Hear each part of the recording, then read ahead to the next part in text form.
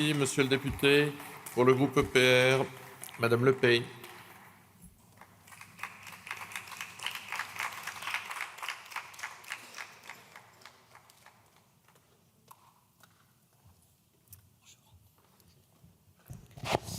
Monsieur le Président, Monsieur le Ministre, Monsieur le rapporteur, chers collègues.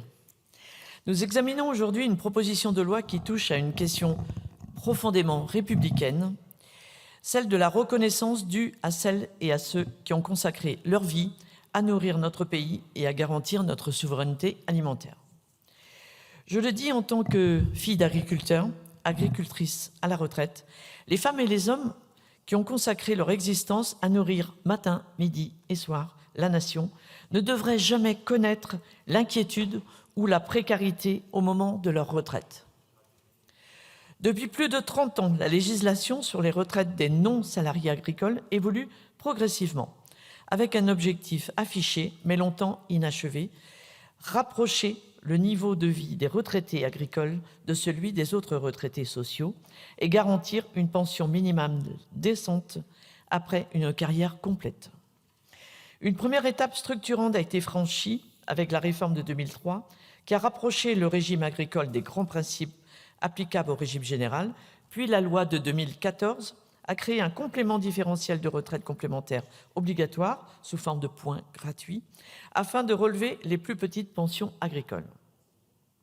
Les lois dites Chassaigne de 2020 et 2021 ont ensuite marqué une avancée majeure en portant le minimum de pension des chefs d'exploitation à 85% du SMIC et en améliorant la situation des conjoints collaborateurs et des aides familiaux.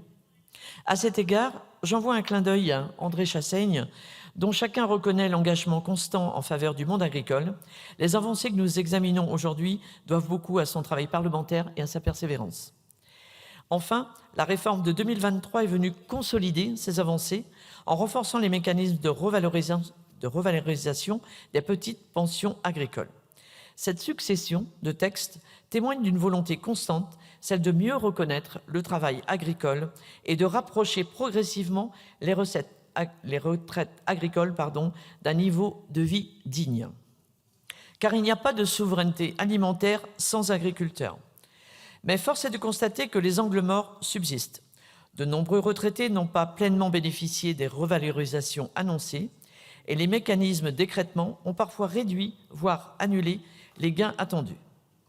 Les conjoints collaborateurs et les aides familiaux, dont une grande majorité sont des femmes, continuent trop souvent de percevoir des pensions très faibles malgré leur contribution essentielle à l'activité agricole de notre pays.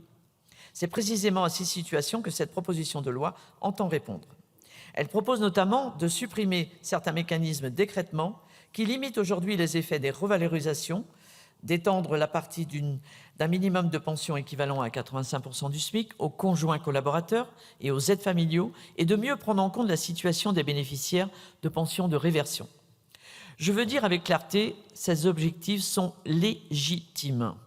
Bien sûr, les interrogations existent. Elles portent notamment sur le coût du dispositif et sur les conséquences que pourrait avoir la suppression de l'écrêtement sur l'équilibre général de notre système de retraite. Ces questions méritent d'être posées et débattues sereinement. Parce que ce texte soulève à la fois des enjeux de justice sociale, des questions légitimes de financement, le groupe Ensemble pour la République a fait le choix de laisser à chacun de ses membres sa liberté d'appréciation. Pour ma part, je fais le choix de voter en faveur de cette proposition de loi.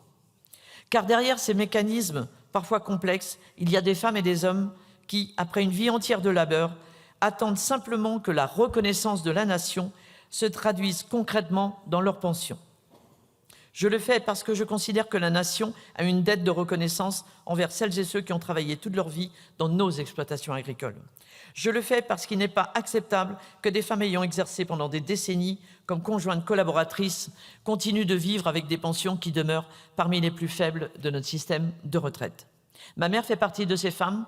Après une vie entière de travail sur l'exploitation familiale, elle perçoit aujourd'hui une retraite de 650 € par mois. C'est à elle que je pense aujourd'hui et à toutes ces femmes qui ont tant donné pour notre agriculture. Je le fais enfin parce que les progrès accomplis ces dernières années ne doivent pas nous empêcher de corriger les injustices qui subsistent encore. Cette proposition de loi ne règle pas tout. Elle ne se substitue pas aux réflexions de long terme sur l'avenir de notre système de retraite agricole. Mais elle constitue une étape supplémentaire dans un mouvement engagé depuis de nombreuses années pour faire vivre une promesse simple qu'après une vie de travail au service de notre souveraineté alimentaire, chacun puisse bénéficier d'une retraite digne. Pour toutes ces raisons, je voterai ce texte. Je vous remercie. Merci, Madame la députée. Pour le